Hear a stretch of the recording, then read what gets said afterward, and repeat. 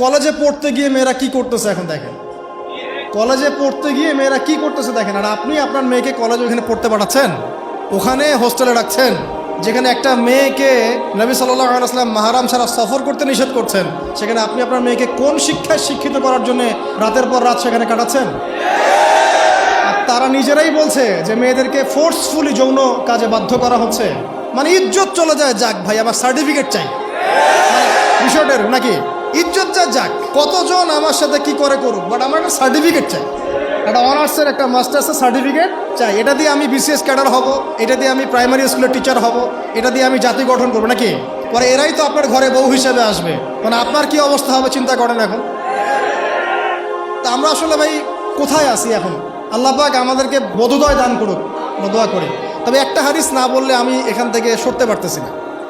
এই কথাই নবী সাল্লাল্লাহু আলাইহি ওয়াসাল্লাম বলেছেন, হুবাহু এই কথাই, একদম এটাই, যে ফিতনা ধেয়ে আসছে, লা ইলাহা ইল্লাল্লাহ, ফিতনা ধেয়ে আসছে। তার স্ত্রী যায়নাব বিনতে জাহাশ তিনি বলছেন, ইয়া রাসূলুল্লাহ সাল্লাল্লাহু আলাইহি ওয়াসাল্লাম, আনুহলিকু ওয়া ফিনা সালিহুন, আমাদের মধ্যে সৎ মানুষগুলো থাকা সত্ত্বেও কি আমরা ধ্বংস হয়ে যাব? সুন্দর প্রশ্ন না? নবীজি বলছেন, নাম, তোমরা ধ্বংস হয়ে যাবে। ইযা কাসুরাতিল খাবাস, যখন এরকম নগ্নতা, বেহায়াপনা, অশ্লীলতা ছড়িয়ে পড়বে, তখন সৎ অসৎ, আলেম জালেম সব ধ্বংস হবে। আল্লাহ পাকের গজব সময়ের ব্যাপার মাত্র। আল্লাহ পাক শুধু আসমানি বালাই দেন না, জমিনি বালাও দিতে পারেন। আল্লাহ পাক মুসলিমে ফাসাদ লাগিয়ে দিতে পারেন। আল্লাহ পাক বহিঃশত্রুকে আপনার উপর চাপিয়ে দিতে পারেন। আল্লাহ পাক দুর্ভিক্ষ দিতে পারেন। আল্লাহ পাক মহামারী দিতে পারেন। আল্লাহ পাক কুন বললে ফায়াকুন হতে পারে। সে আল্লাহকে ভুলে গিয়ে এইসব প্রগতিশীলতার নামে যখন নগ্নতার চর্চা হচ্ছে, অশ্লীলতার চর্চা হচ্ছে, আর আমরা এগুলো সব মুখ বুঝে সহ্য করছি, মাদক, জেনা, ব্যভিচার সব চলছে চোখের সামনে, আমরা কিচ্ছু বলার নাই, সুদ ঘুষ সব চলছে। এটা সময়ের ব্যাপার যে আল্লাহ পাকের গজব কখন আসবে। আর যখন আসবে, আলেম জালেম কাউরে ছাড়বে না ইনশাআল্লাহ, আমারে আপনারে কাউরে ছাড়বে না ইনশাআল্লাহ, দেখে নিয়ে। আরেকটা কথা নবীজি বলছেন, দুই শ্রেণীর মানুষ আসবে কিয়ামতের আগে আগে, আমি দেখি নাই। তখন সাহাবীরা বলছেন, কারা ইয়া রাসূলুল্লাহ? একজন বলছেন, এক শ্রেণী হচ্ছে এমন এক শ্রেণীর পুরুষ, কারা এরা? পুরুষ, যাদের হাতে লম্বা লম্বা লাঠি থাকবে, লাঠি, এই লাঠি দিয়ে তারা মানুষকে পিটাবে। কি আপনারা বুঝতে পারেন না কারা? আপনি নিজেও তার মধ্যে আছেন, আপনার ভাইও তার মধ্যে আছে, আপনি এবং আপনার ভাই দুজনেই এই কাজ করছেন, ভাইয়ে ভাই মারামারি করছেন, সবার হাতেই লাঠি আছে না?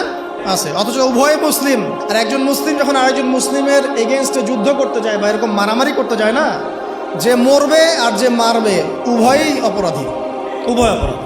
হাদিস রিয়াদুস সালেহিন বইয়ের মধ্যেও আছে, দেখে নিন।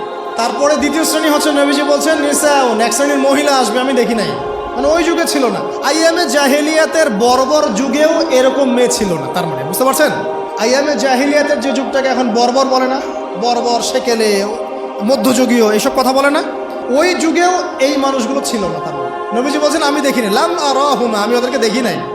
তারা কারা? নিসাউন, এক শ্রেণীর মহিলা, কাসিয়াতুন আরিয়া, যারা কাপড় পরবে বাট নগ্ন থাকবে, কাপড় পরবে কিন্তু নগ্ন থাকবে। মুমিলাত মাইলাত, নিজেও মানুষকে আকৃষ্ট করবে, আবার নিজে আকৃষ্টও হবে।